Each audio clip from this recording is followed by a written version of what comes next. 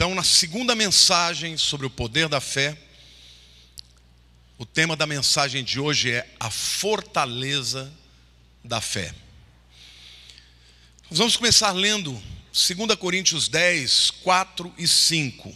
Porque as armas da nossa milícia, ou da nossa guerra, não são carnais, e sim poderosas em Deus, para destruir fortalezas, anulando nossos sofismas e toda altivez que se levante contra o conhecimento de Deus, e levando cativo todo pensamento à obediência de Cristo. O apóstolo Paulo está dizendo aqui que a gente está em guerra. Quantos sabem que nós estamos em guerra? Agora, Paulo diz que a nossa luta não é no mundo físico, é na esfera espiritual. E portanto ele diz, a nossa guerra é espiritual e as nossas armas também são espirituais. E aí então ele diz sobre a natureza da guerra. Ele diz assim, que as armas que Deus nos deu são armas para destruir fortalezas, para anular sofismas. O que é um sofisma? É uma mentira que parece verdade. É um raciocínio lógico que se vale de premissas falsas e, portanto, conclui de maneira falsa ainda que pareça verdade. Então, contra o que nós lutamos? Contra fortalezas. Contra fortalezas do inferno que atuam na mente humana, cuja fundação destas fortalezas é a mentira. Em outras palavras, irmãos, todos nós aqui vivemos num mundo baseado, fundamentado nas mentiras do diabo. E essas mentiras nada mais são do que instrumentos de Satanás para te aprisionar, para fazer de você um filho de Deus, salvo, lavado pelo sangue de Jesus, para ser livre. E através dessas cadeias, muitos vivem presos. Não conseguem experimentar a exuberância do Evangelho de Cristo. A Bíblia nos fala dessas fortalezas. A Bíblia nos fala de um império das trevas, que domina, que subjuga, que destrói, que abate, que encarcera. Mas hoje eu quero falar para vocês que nós não precisamos viver presos nessas fortalezas. Nós podemos construir na nossa vida um outro tipo de fortaleza. A fortaleza da fé. Diga para a pessoa ao teu lado, você não precisa viver aprisionado pelas fortalezas do inferno. Você pode viver no reino do Filho do seu amor. O apóstolo Paulo diz, ele nos libertou do império das trevas e nos transportou para o reino do Filho do seu amor. Amém, irmãos? Se o império das trevas é construído em cima da mentira, o reino do Filho do seu amor é construído sobre a verdade. Portanto, a fortaleza da fé não pode ser construída em cima de pensamento positivo. Tem muita gente que confunde fé com pensamento positivo. Essa baboseira aí de autoajuda, do indivíduo acreditar que só porque ele acha e declara que vai acontecer, vai acontecer. Não, não vai acontecer. Isso é uma falácia, isso é uma mentira. Nem tudo que você deseja vai acontecer, nem tudo que você declara vai acontecer. A nossa fé não pode ser construída numa sugestão, numa autossugestão, não. Eu creio, agora vou pensar, vou subir num prédio, vou voar, tudo posso. Pá! Você não pode voar. Olha para a pessoa do teu lado e diga: ainda que tenham te dito que você pode voar, você não pode voar. A menos que você use de uma asa delta, ou de um avião, ou de qualquer outro instrumento que pode voar. Mas você não pode voar. Portanto, a fortaleza da fé não pode ser construída sobre autossugestão, sobre pensamento positivo.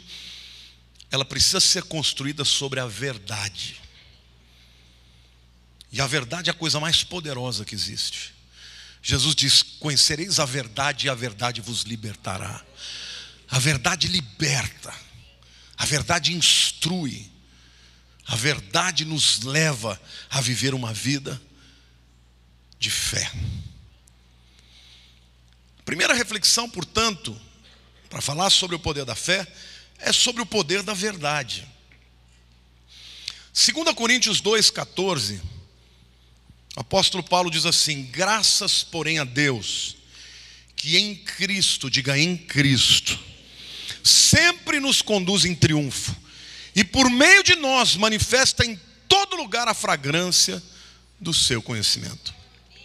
Paulo está dizendo aqui que a verdade, que é Cristo, nos conduz em triunfo sempre, em todo o tempo. Você pode estar vivendo um momento difícil, crise pessoal, às vezes familiar, às vezes profissional, mas se você está fundamentado na verdade, a Bíblia diz que sempre você será conduzido em triunfo. E a palavra usada aqui por Paulo não fala de uma vitóriazinha qualquer, fala daquela vitória que é pública, que é explicitada, diz respeito ao vencedor, ao conquistador que anda pela cidade e é visto como aquele que venceu. Amém, irmãos? O que Deus está dizendo é que quando construímos a nossa vida sobre a verdade, ainda que vivamos lutas, vamos triunfar. Diga para a pessoa ao teu lado: o propósito de Deus para você é triunfar. Diga: em todo tempo, em todo lugar. Diga: e quando eu triunfo, Ele me usa para exalar o perfume de Jesus neste mundo pútrido, fétido da mentira do diabo. Amém ou não? Quando a nossa vida está construída sobre a verdade, o triunfo de Deus em nós fará com que as pessoas nos notem, nos percebam de uma maneira agradável. Querido, a verdade triunfa. A verdade triunfa acima dos indivíduos, das suas inabilidades, porque o texto diz que Deus nos conduz em triunfo. Ou seja, nós, indivíduos falhos, pecadores, limitados, quando nós estamos sobre a verdade, a Bíblia diz que nós somos construídos, somos triunfantes onde quer que a gente esteja. Amém? Diga para a pessoa ao teu lado: construa a tua fortaleza de fé sobre a verdade que é Cristo. A verdade está acima das nações, acima das pessoas, acima dos sistemas. A verdade prevalecerá. Jesus disse: passarão os céus e a terra, mas as minhas palavras permanecerão. Atos capítulo 10, versos 34 e 35, o apóstolo Pedro diz assim: então falou Pedro dizendo: reconheço por verdade que Deus não faz acepção de pessoas. Pelo contrário, em qualquer nação, aquele que o teme e faz o que é justo, lhe é aceitável. Esta palavra no original, não faz acepção, ela também pode ser traduzida por Deus não respeita. O respeito aqui não é que Deus está desrespeitando, não. Deus não respeita o indivíduo pelo indivíduo. Não importa o pedigree, a origem. Não importa se você é pobre ou rico, se você vem oriundo da África, ou do Japão, ou da América, ou da América Latina, não importa de onde você venha como indivíduo, o que Deus respeita é que você tema a Ele. E isso lhe torna uma pessoa aceitável. Portanto, a verdade, ela produz algo muito específico na tua vida, que é a aceitação, o poder, a anuência, o respeito de Deus. Andou sobre a verdade, o Senhor fala: a esse eu respeito. Não importa de que nação você venha, de que classe social você venha, a verdade de Deus é a mesma para o mundo inteiro. A mesma verdade que salva, que santifica, traz cura, traz prosperidade, traz vitória. A verdade de Deus, querido, ela é poderosa contra o mundo espiritual. A palavra de Deus diz em Apocalipse 5:12, proclamando em grande júbilo, com grande voz: digno é o Cordeiro, a verdade, que foi morto, de receber o poder, a riqueza, a sabedoria e força e honra e glória e louvor. Tudo isto que é de Jesus. Quando você constrói a sua vida sobre a rocha, sobre a verdade, que é Cristo, eu sou o caminho, a verdade e a vida, todas essas coisas estão disponíveis a você. Por isso, não podemos vencer as fortalezas desse mundo, os raciocínios, os sofismas, as mentiras de Satanás, se não estivermos fundamentados na verdade absoluta, imutável, que é Cristo Jesus. Segunda reflexão que eu quero falar a vocês é sobre o poder que há na fé nesta verdade. Crer em qualquer coisa não te leva a lugar algum, mas crer na verdade da palavra de Deus abre uma avenida extraordinária para o poder de Deus na sua vida. Romanos 1:16 e 17, a Bíblia diz assim: aqui estamos falando de um grande intelectual, de um homem fora da sua curva. Paulo era brilhante. Paulo sabia o Velho Testamento de cor. Ninguém podia vencê-lo num debate. Foi criado aos pés do maior teólogo do seu tempo, Gamaliel. Um homem que, do ponto de vista do seu status, era cidadão romano. A ponto de, quando ele falou e usou a sua cidadania, perguntaram: como é que você recebeu isso? Meu pai gastou fortunas para conseguir essa cidadania. Ele disse: eu sou cidadão romano de nascença, pedigree, autoridade, nasceu como um homem numa família importante. E um dia ele decide que tudo aquilo que ele tinha, seus pedigrees, seu currículo, quando ele fala do seu currículo, ele diz: eu sou fariseu de fariseu, da tribo de Benjamim, criado aos pés de Gamaliel, e tudo isso eu considerei como esterco diante do conhecimento de Jesus Cristo. Ele abriu mão de todas as verdades que balizavam a sua vida para viver sobre a verdade do Evangelho de Cristo. E ele escreve aos Romanos e diz no capítulo 1, versos 16 e 17: pois não me envergonho do Evangelho de Cristo. Por quê? Porque é o poder de Deus para a salvação. E a palavra salvação aqui, soterion, não é simplesmente a salvação do inferno. Salvação também é vida plena, também é cura física. Vida plena, salvação de todo aquele que crê, primeiro do judeu e também do grego, visto que a justiça de Deus se revela no Evangelho de fé em fé, como está escrito: o justo viverá pela fé. Paulo descobriu o poder da fé na verdade do Evangelho. Deus está precisando revelar para alguns de nós, ou para todos nós, o poder que existe na fé no Evangelho.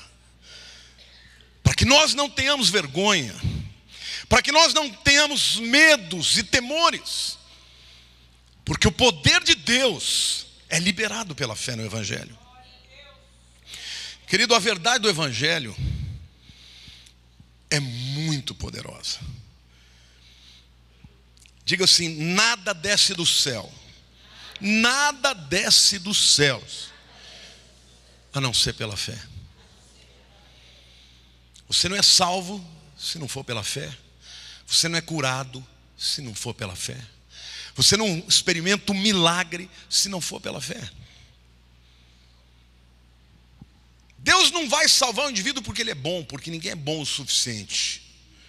Deus não vai operar um milagre na vida do indivíduo porque ele merece, porque ninguém merece o milagre de Deus. Deus opera o milagre, abre a porta, escancara as janelas dos céus, escreve o nome no livro da vida, se e somente se você crer na sua palavra, no seu decreto que desce dos céus. Amém ou não?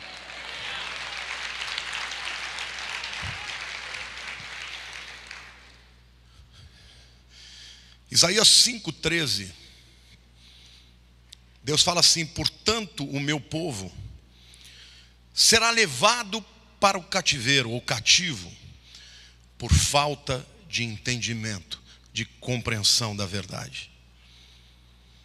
Os seus nobres terão fome, e a sua multidão se secará de sede. Eu fico impressionado com esse texto, porque Deus está falando: é o meu povo. Olha para a pessoa do teu lado e diga assim: você é povo de Deus. Mas mesmo o povo de Deus pode ser levado para o cativeiro. Mesmo o povo de Deus ter os seus nobres famintos,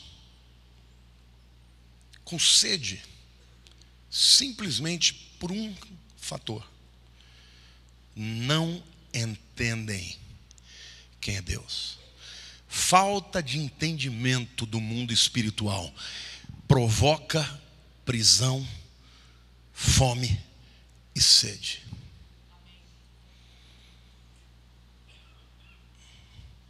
Tem muita gente roubada, muita gente cativa por falta de conhecimento. Sem conhecimento da verdade, não podemos crer. E não crendo, não podemos liberar o poder de Deus para viver uma vida de triunfo. Mas o que é fé? Quando a gente fala de fé, as pessoas, principalmente os cristãos, já está na ponta da língua. Fé é o que mesmo? É a certeza das coisas que se esperam e a convicção das coisas que não se veem. Isso é verdade, mas olha para a pessoa e diz: traduz.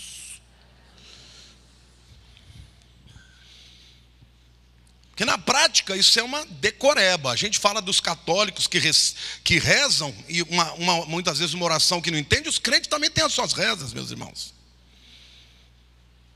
Não adianta você papagaiar, você tem que entender, você tem que aprofundar, tem que discernir, tem que experimentar. Eu vou dizer para você o que é fé. Fé é o maior poder do universo, é a maior força do universo. A Bíblia diz que todas as coisas são possíveis ao que crê.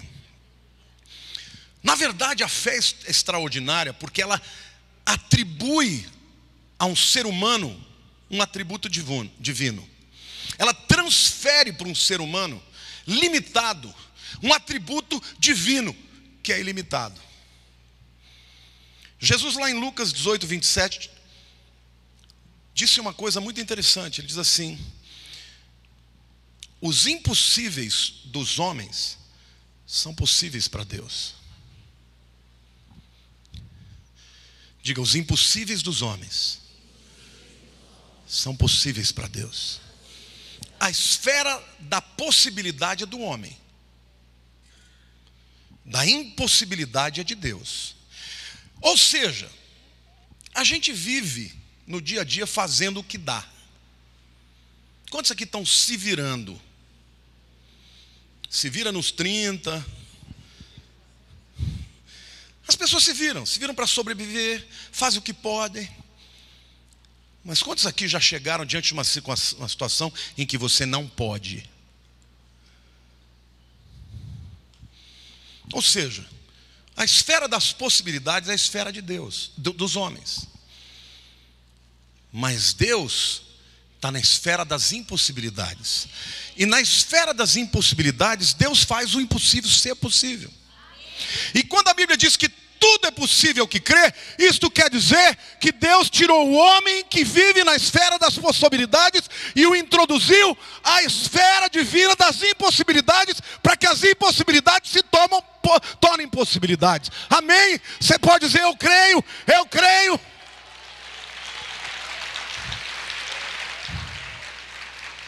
Certa vez trouxeram um endemoniado, um jovem, para Jesus expulsar. E o pai dele falou: olha, meu filho está endemoniado, trouxe para os seus discípulos, e os seus discípulos não puderam fazer nada. Eles fizeram o que eles puderam, e não foi o suficiente. Jesus olhou para eles e os repreendeu, falou: incrédulo, geração incrédula. Vocês ainda não perceberam que vocês têm algo para deslimitar vocês? E aí o pai chega para ele e fala: o senhor pode fazer alguma coisa, Jesus? Em Marcos 9:23, o texto diz: ao que lhe respondeu Jesus: se podes, tudo é possível ao que crê. Olha para a pessoa do teu lado e diga assim: tudo é possível ao que crê. Portanto, a fé confere aos humanos uma habilidade divina. E a prova de que eu estou falando isso é verdade, lá em João capítulo 14, versículo 12, Jesus disse: em verdade, em verdade. Quando ele repete isso é um estilo de linguagem do hebreu, que quando ele ressalta, repetindo aqui, ele está dizendo: isso é para valer. Olhe para a pessoa do teu lado e diga: isso é para valer. Foi Jesus que falou. Em verdade vos digo que aquele que crê em mim fará também as obras que eu faço, e outras maiores fará, porque eu vou para junto do Pai. É para valer.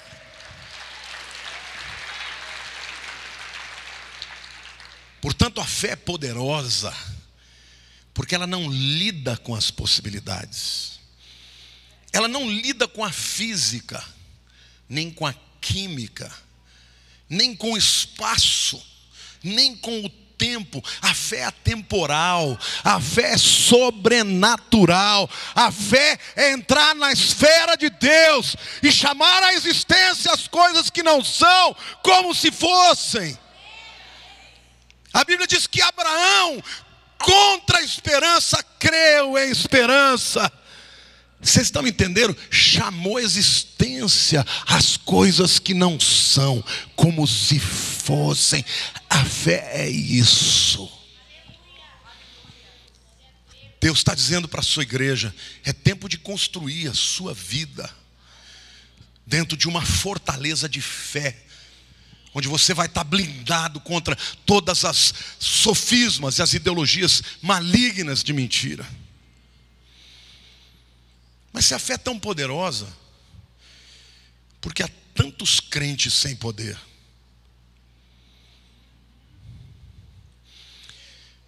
Querido, a fé não é um mero princípio ideológico, religioso. A fé é o acesso ao poder de Deus. Romanos 1, 16 e 17, ele diz: não me envergonho do evangelho de Cristo. Por quê? Porque é o poder de Deus para a salvação de todo aquele que crê, primeiro do judeu, também do grego. É o poder de Deus. Diga: a fé é o poder de Deus.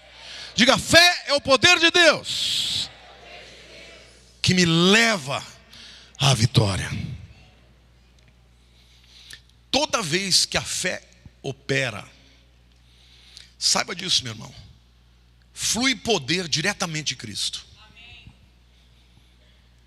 Você ligou o interruptor da fé. Aquela mulher que tinha fluxo de sangue, ela tinha essa fé.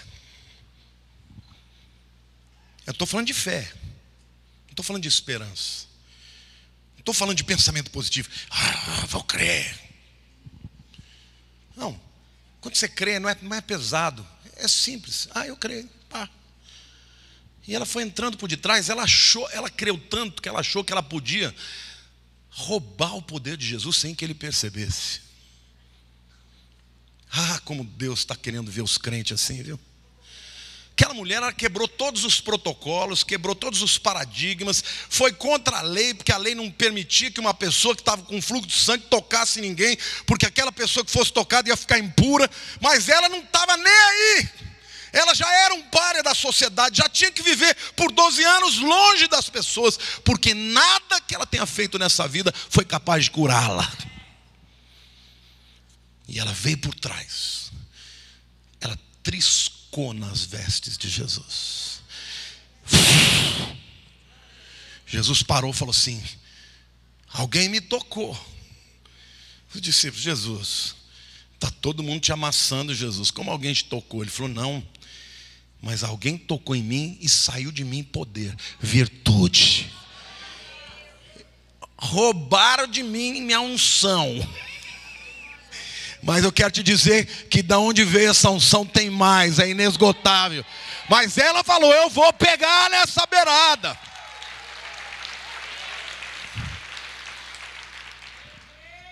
Essa mulher, ela entendeu o princípio.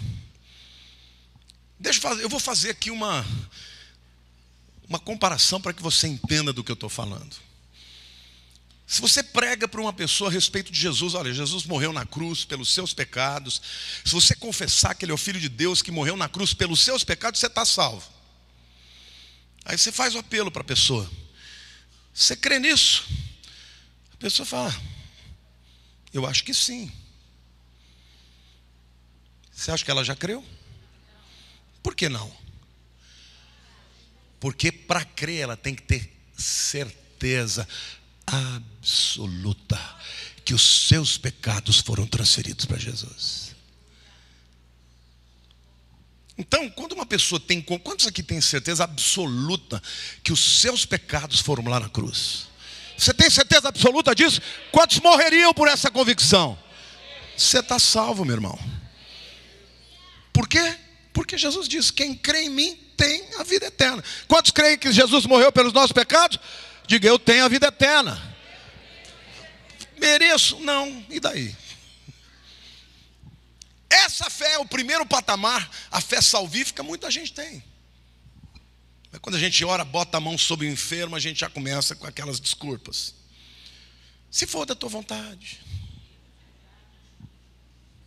Você já viu alguém pedir para Jesus: Jesus, se for da tua vontade, me salva? Não, Senhor, eu estou aqui confessando meu pecado. Eu preciso, eu creio que o Senhor morreu na cruz por mim. Está salvo, mas chega, experimenta chegar. Se for da tua vontade. Como se for? Ele morreu por você, como que não é a vontade dele? Ele quer te salvar. Ele já morreu pela tua salvação. Então é da vontade dele.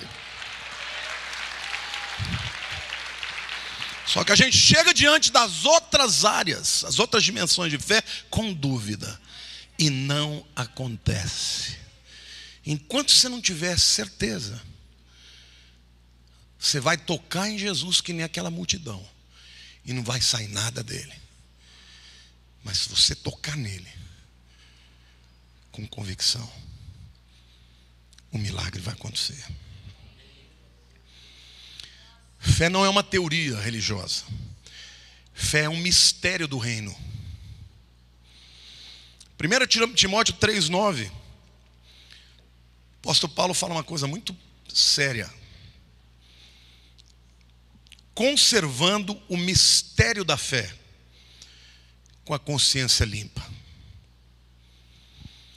Por que Paulo manda você conservar alguma coisa? Porque se não conservar, você perde. O que uma pessoa conservada? Os anos não lhe roubaram a juventude no rosto. Minha mulher, fica de pé, querida. Outro dia eu cheguei no lugar, a pessoa falou assim: é sua filha? Eu falei: não, minha esposa. Aí ela falou assim: casou com uma moça jovem, né? Eu falei: é, tem a minha idade. Ah, então não é ela que está bem não, você que está ruim.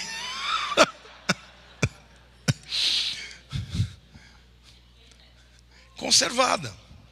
Quando eu casei com ela, a gente parecia a mesma idade. Hoje eu pareço uns 20 anos mais velho que ela. Por que a Bíblia está dizendo para você conservar o mistério da fé? Porque a fé, ela pode ser alimentada, pode ser fortalecida, mas pode ser enfraquecida. Se você submete a tua mente, as tuas emoções, a sofismas, a ideologias, a filosofias que vão questionar a sua fé e você não busca a Deus, você que foi um crente cheio de fé, pode se tornar um crente vacilante. Mas o que Paulo está dizendo é que a fé é um mistério. Se você quiser viver pela fé, meu querido, você vai ter que aprender a crer mesmo sem entender. Porque as coisas que Deus faz, nem sempre você vai entender. Às vezes Ele te explica, às vezes Ele fala, é assim e ponto. Se você falar, mas eu quero crer, então eu vou te ajudar. Agora você fala, não, eu só consigo crer se eu entender. Vai ficar sem crer, meu querido. Porque a fé é um mistério. Olha para a pessoa do teu lado, a fé é um mistério. E precisa ser conservada nas nossas vidas. A fé é uma força poderosa para enfrentar o reino das trevas. Efésios 6,16 diz: embraçando sempre o escudo da fé, com o qual podereis apagar todos os dardos inflamados do maligno. Lembram-se que as nossas lutas, a nossa guerra é espiritual, e que o objetivo dele é te encarcerar nos seus sofismas e nas suas mentiras, e que o fundamento deste castelo, dessa fortaleza, é a mentira. Quando vierem os dardos, bota o escudo da fé e fala: aqui não, eu continuo crendo no meu Deus. Meus sentimentos são confusos, mas a minha fé continua firme. Minha razão diz que eu estou louco, mas a minha fé me protege. Paulo está dizendo: não lute contra um ser antiquíssimo, poderoso, sagaz, mestre do disfarce, do engano, da dissimulação na razão. Muitos se perderam. Se defenda com o escudo da fé. Diga: fé não é lógica religiosa, é arma espiritual. Não é filosofia, é a verdade. Filosofia, amigo do saber ou da sabedoria. Bonito, bela palavra. Eu amo ler filosofia. Mas toda vez que eu leio, aqueles indivíduos que vêm para deflagrar, para destruir a minha fé, eu ponho a minha mão na cabeça e digo: Senhor, eu quero saber tudo deles, para destruí-los nos seus próprios argumentos, porque a verdade de Deus vai prevalecer, e Deus precisa de gente assim. Mas crente que vai se meter nisso aí, tem que estar cheio do Espírito. A fé, ela é poderosa no mundo físico também. Tem muita gente que fala: não, deixa as coisas de Deus para o reino espiritual. Essas batalhas aqui são humanas. Isso aqui eu tenho que travar por mim mesmo. Tá bom. Eu prefiro crer em 1 João 5,4, que diz assim: porque todo que é nascido de Deus vence o mundo. E esta é a vitória que vence o mundo, o quê? A nossa fé. A nossa fé vence o mundo, vence o cosmos, vence os demônios, vence o sistema, vence as dificuldades do dia a dia. A nossa fé nos leva à vitória. Essa é a vitória que vence o mundo. A nossa fé. Agora eu quero entrar numa outra reflexão ainda muito importante. Como a fé opera?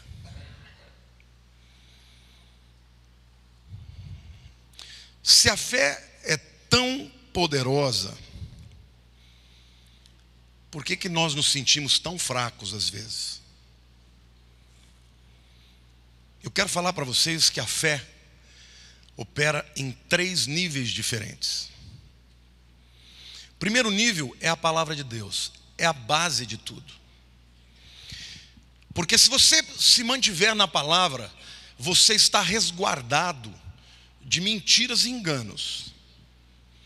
Tem muita gente que perece por falta de conhecimento da Bíblia. Não acredite em qualquer balela que te falam.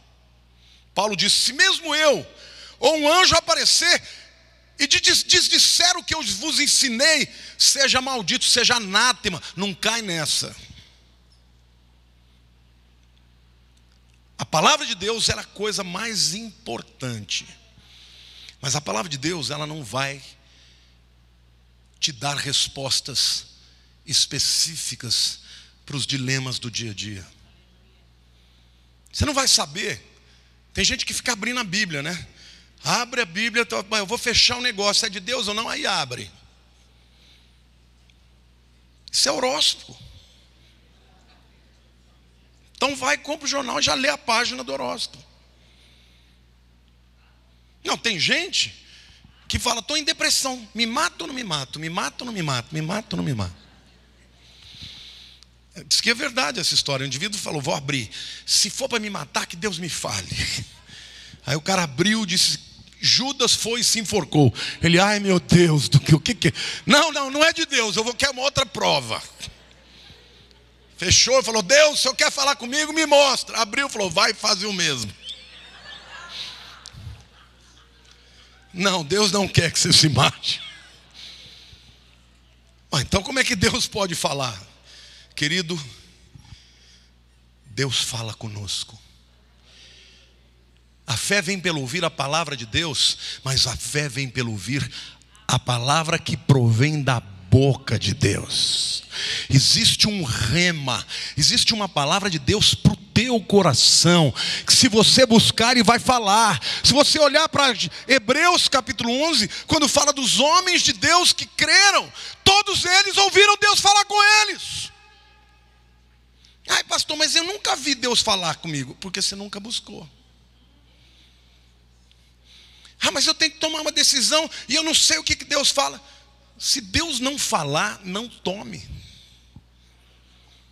Eu tenho falado isso para a Lira, eu tenho refletido muito sobre isso. Falei: eu não quero dar um passo da minha vida se Deus não me observar.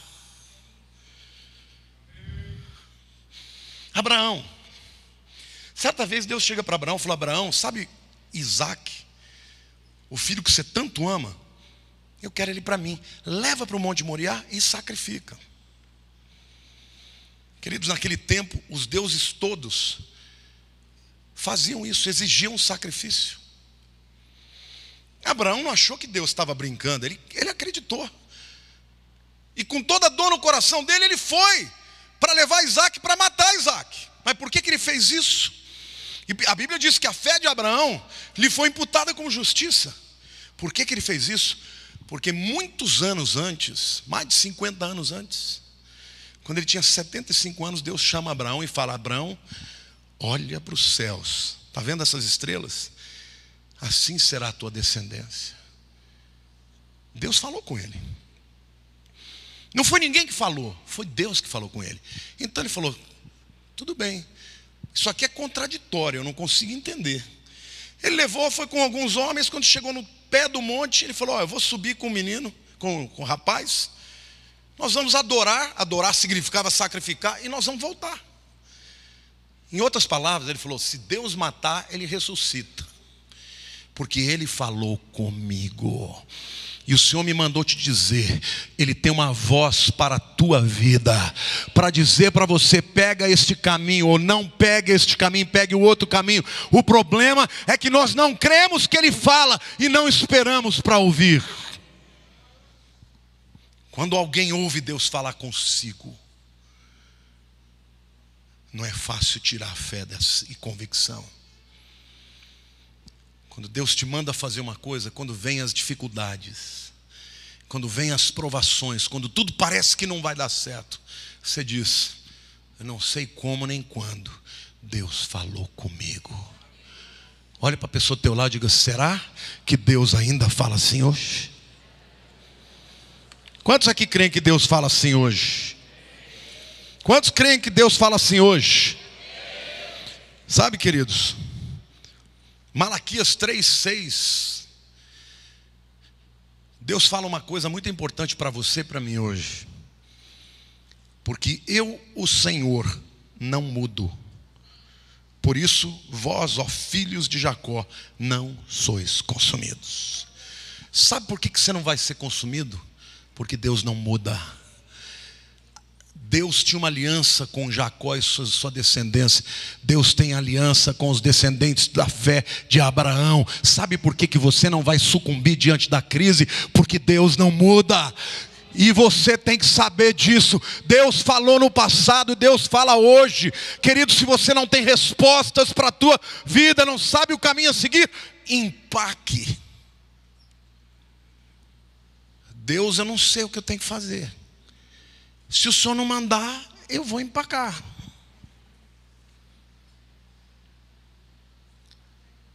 Deus quer falar com você. Mas para ouvir a voz de Deus, querido, você tem que ter o Espírito Santo. A palavra de Deus diz, o Espírito da verdade, Ele vos fará lembrar de todas as coisas que eu vos tenho ensinado.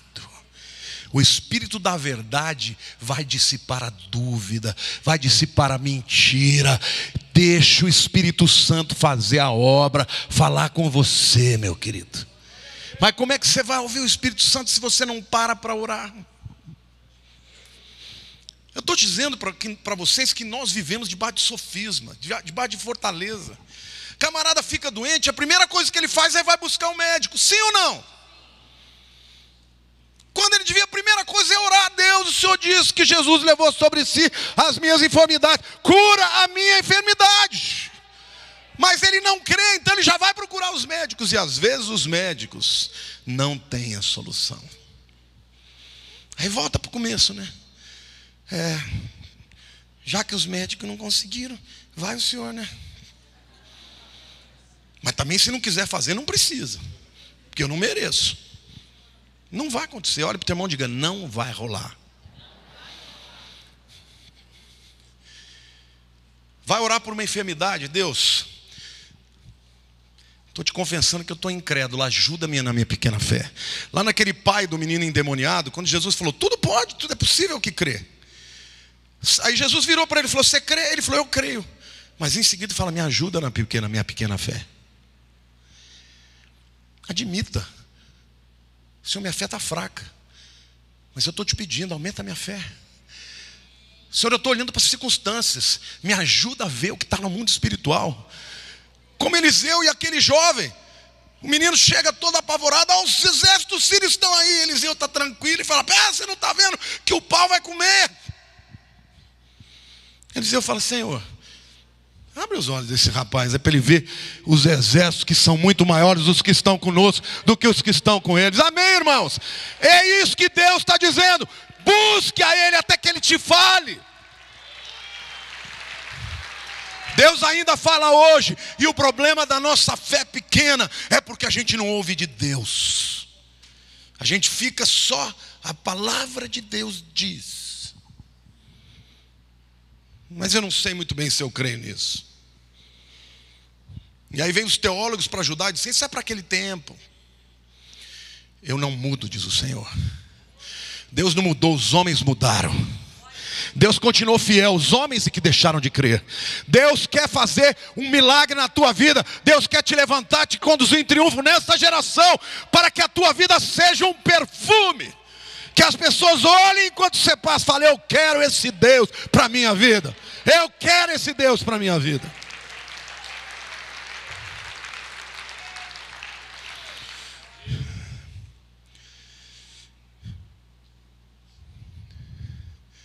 Salmo 34, versículo 5, fala uma coisa linda: contemplai-o e sereis iluminados, e o vosso rosto jamais verá vexame.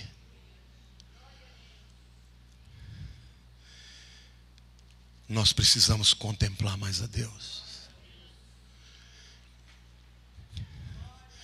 A gente investe tempo em tudo que é importante. Quanto tempo você investe para contemplar a glória de Deus? Quando Moisés esteve no Sinai, ele desceu, a face dele brilhava, a ponto de ter que se colocar um véu, porque projetava a luz de Cristo. O Senhor me manda te dizer: busque mais a minha face, busque mais a minha glória, passe mais tempo na minha presença, contempla quem eu sou, porque a sua fé será fortalecida, e a sua vida não será mais instrumento de vexame, mas de glória para o seu nome. Amém? A fé é poderosa, meu irmão, mas nós não cremos, porque nós não o buscamos. Não lemos a palavra, não temos uma vida de andar no Espírito, e muito menos gastamos tempo para contemplar Deus. Você vê gente que ora, experimenta os milagres. Tem um menininho lindo aqui na igreja. Toda vez que eu olho para aquele menino, eu tenho vontade de chegar e pegar nele. Ele é um doce, é uma coisa fofa. A primeira vez que eu vi esse menino, os pais frequentam o culto das 10, hoje eles estavam nos das 5. Ele estava com a pele inteira cheia de manchas. Não tinha cura para os médicos, não sabiam o que fazer. Eles começaram a fazer uma campanha com a pastora Marluce. Quantas vezes você já orou por eles? Sexta vez hoje. Quando foi a cura já? Da primeira vez já sumiu. Primeira vez já sumiu. Os médicos dizem: não tem, não sei o que é. Por que tem?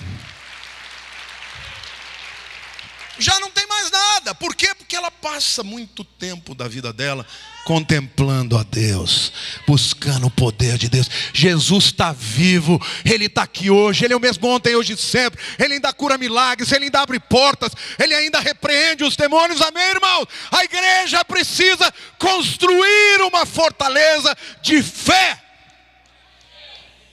Não declare derrota na tua vida. A promessa de Deus é: Cristo Jesus sempre nos conduz em triunfo em todos os lugares. Amém ou não?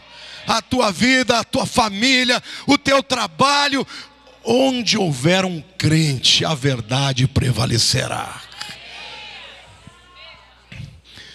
Vamos ficar de pé e vamos orar ao Senhor.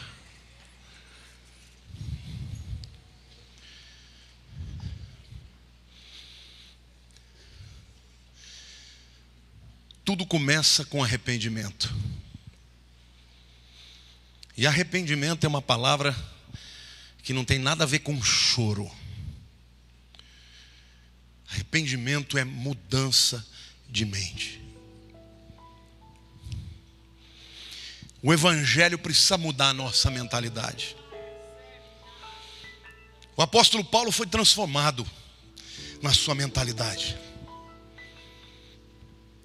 E ele passou a experimentar o poder de Deus, sendo um grande intelectual.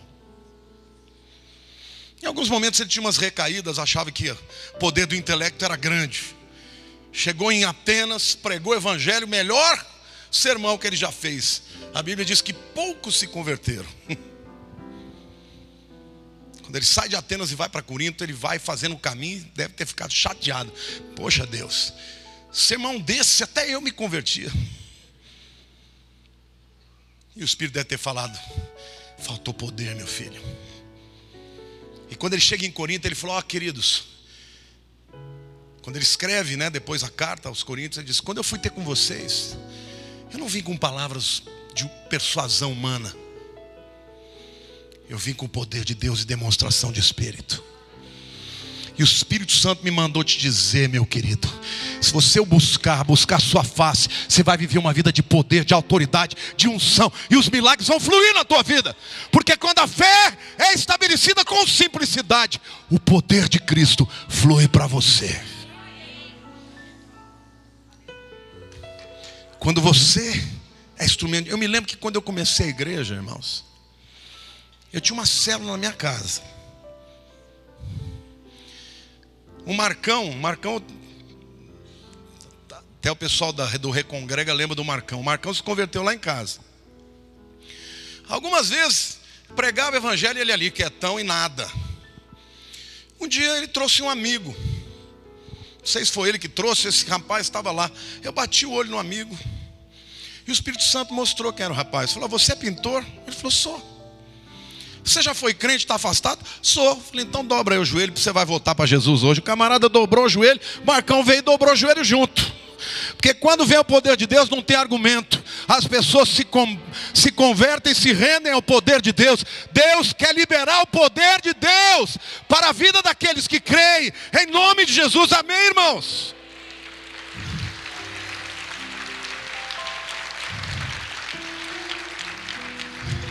Eu não sei qual é o milagre que você precisa, mas talvez o maior deles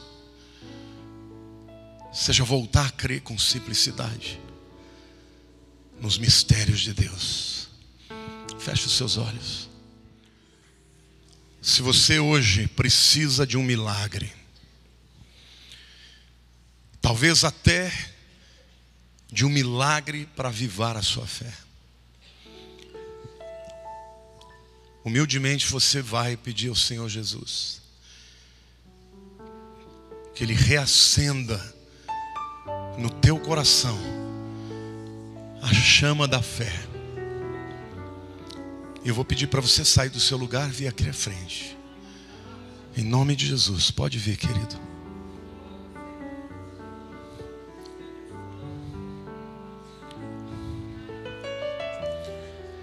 Sem fé é impossível agradar a Deus.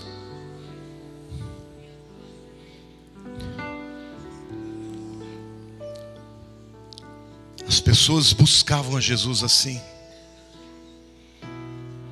Vinham como estavam: leprosos, prostitutas, publicanos, ladrões, porque precisavam de um Salvador. Talvez hoje você esteja precisando do Salvador. Não para escrever o teu nome no livro da vida, que já está lá,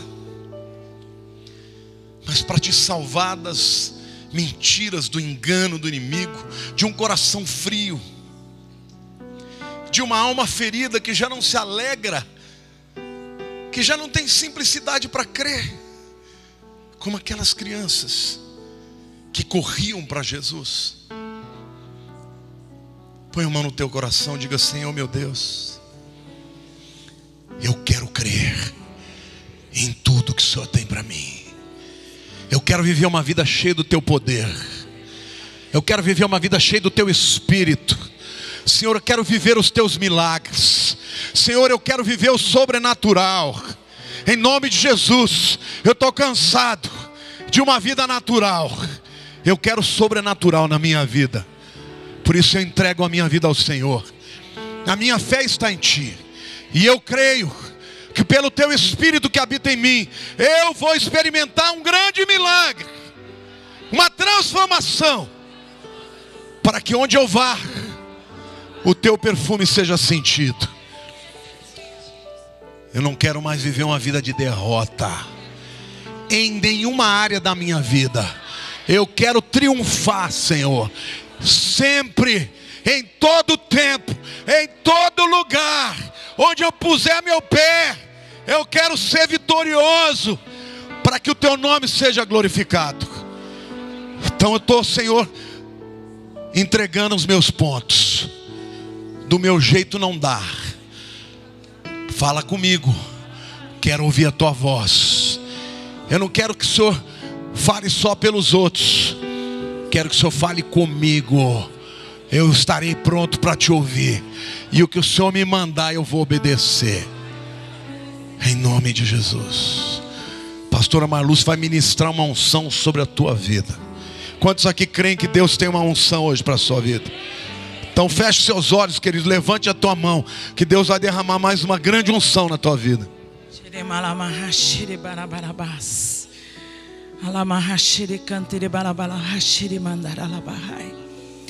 Enquanto o apóstolo Lamartine pregava, ele mostrava o estado de algumas pessoas.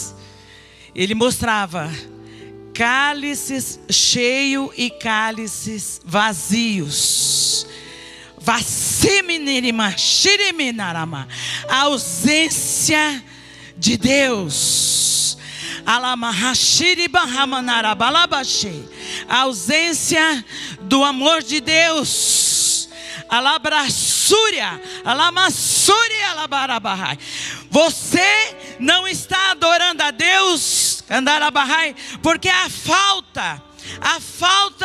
necessidades na sua vida.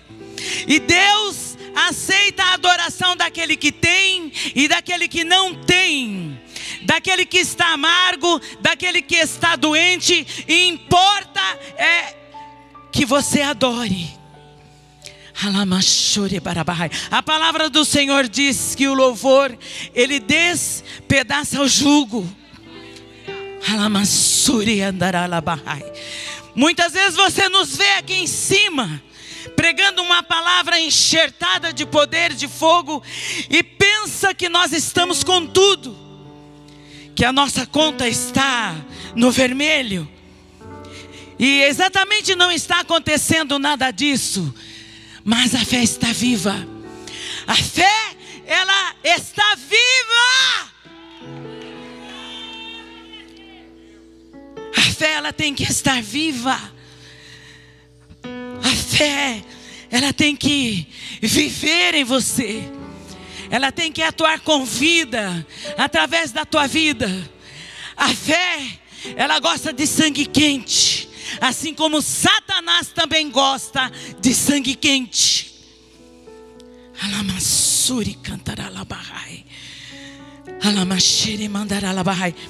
O Senhor deu todo o poder para a sua igreja. Ele deu poder para a sua igreja. Ele deu poder para a sua igreja. Diga assim: o Senhor, Ele deu poder para mim, porque eu faço parte da igreja. E Senhor, eu me humilho. Vamos nos ajoelhar. Que capaia ramanas. A palavra do Senhor diz que um coração quebrantado, este Ele não desprezará. Ele diz assim: não importa a maneira como você entrou, mas importa a maneira como você irá sair deste lugar. Com um coração cheio, com o teu espírito enxertado do favor e do benefício do benefício do Senhor. E você vai clamar: igreja, o Brasil, amados, ele está em crise, mas nós estamos em Cristo. E nós já vencemos o mundo. Jesus venceu. E a promessa é que nós vamos vencer. E a igreja está se esquecendo da promessa. E a promessa são para aqueles que creem. As promessas são para aqueles que têm a fé viva. Mesmo que a tua fé seja como um grão de mostarda, como aquele homem que os discípulos não puderam expulsar os demônios do seu filho, porque eram crentes, eram discípulos, mas não tinham fé. Foi por causa da pouca fé. Mas depois o Senhor deu a promessa Se você tiver a fé como um grão de mostarda, você vai orar e vai mandar que o monte se mude de lugar. Que este problema, esta dificuldade, esta porta que se fechou na sua frente, esta dissensão na sua família, essa tristeza, esta aflição, esta amargura que se apossou da tua alma, porque é na alma, é lá na tua alma, é na tua mente, é lá no teu coração que ele bombardeia. E se você não fortalecer na fé, e se você não se fortalecer no poder da palavra que tem vida, ela é viva e ela se move à medida em que você a busca e toma para si e guarda no escondido do seu coração. Não há quem possa vencê-la. Senhor, perdoa, Senhor. Nós muitas vezes olhamos para o mundo e olhamos para as circunstâncias do mundo e olhamos, Senhor, para o lado direito e para a esquerda e vemos uma infinidade de dificuldades e nos enfraquecemos na nossa fé. Mas nesta noite, Senhor, deu uma injeção de ânimo. O Senhor deu uma injeção de ânimo. O Senhor nos deu uma injeção de ânimo. E por isso, Senhor Deus, nós te pedimos perdão e invocamos o teu santo nome, invocamos o poder da tua palavra. Espírito Santo de Deus, Espírito Santo de Deus, nós nos rendemos a ti. Ensina-nos, Senhor, nos ajuda na nossa pouca fé e que possamos alegrar, Senhor, na escassez, que possamos aprender a te adorar na escassez, na seca, na falta da chuva, porque é algo o Senhor tem para nos ensinar, porque todas as coisas cooperam para o bem daqueles que te amam, para o bem daqueles que te invocam. Tudo vai cooperar para o nosso bem. Nós cremos nisso. Senhor, nós nos humilhamos diante da tua grandeza e nós te pedimos perdão, porque temos olhado para a política e o Senhor independe da política. O Senhor independe de quem está em cima, de quem está embaixo, porque nós dependemos, Senhor Deus, é do teu poder, porque o teu poder, ele sobressai a todo o poder das trevas. Não há treva, Senhor, que prevaleça diante da tua luz. Senhor, a tua palavra diz que a vereda do justo, ela é como a luz da aurora, que ela vai brilhando, brilhando até ser dia perfeito. E que a nossa leve e momentânea tribulação, ela vai produzir peso. Diga peso. Diga peso. Diga peso. Diga peso. Diga peso. Peso de glória. Peso de glória. Peso de glória. Peso de vitória. Para a minha vida, para a minha família, para a minha cidade e para a minha nação. Em nome de Jesus. Em nome de Jesus. Em nome de Jesus. Se levante aplaudindo o seu Deus.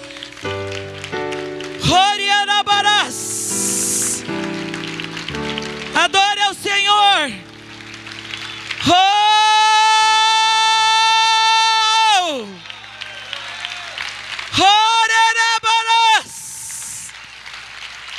Levante suas mãos, queridos. Adore ao seu Deus diante da escassez, diante da dificuldade. Tudo que Satanás quer é subestimar a tua fé, mostrando que você não tem, mostrando que não chegou às tuas mãos. Mas o Senhor disse que aquele que o louva, aquele que o busca, aquele que o adora, Ele lhes põe tudo à mão. Alamas, Aramalashireba, Andaramansereba, e foi a moia maia masereba, o Exiriba canturima shuri andarebalas. O suricanto e decanta da manachou. O Senhor diz que o choro pode durar uma noite, mas que pela manhã a alegria do Senhor virá. Decominou e a floviaçai. Deus vai te aprovar. Você que não tem sentido a aprovação de Deus, você que não tem sentido a aprovação de Deus, porque Satanás tem se levantado para te acusar, ele está te aprovando. O Senhor está te aprovando, querido. Ele está subestimando a tua fé, mas você está sendo aprovado. Diga: eu sou aprovado. Eu sou aprovado. Eu sou aprovado. Diante da minha fé, diante da minha confissão de fé. Você está muito fraco. É você que quer bênção e quer aprovação de Deus, e quer que o Senhor rasgue decretos de falência, de doença, de destruição, de que você seja despejado da tua casa. É com essa fraqueza, é com essa fraqueza que você quer ser vitorioso. Diga: eu sou mais que vencedor, porque foi rasgado o decreto de falência, em nome de Jesus. Eu não vou falir, eu não vou ruir. Eu e a minha família seremos curados, em nome de Jesus, em nome de Jesus. O Senhor me disse que nessa crise Ele vai derramar um grande avivamento da fé, que estão vindo ondas de fé sobre esta igreja, ondas de milagres. Querido, se prepare. Este é o ano do milagre. Este é o ano da virada. Este é o ano que o impossível vai acontecer na tua vida. Você vai experimentar o impossível este ano.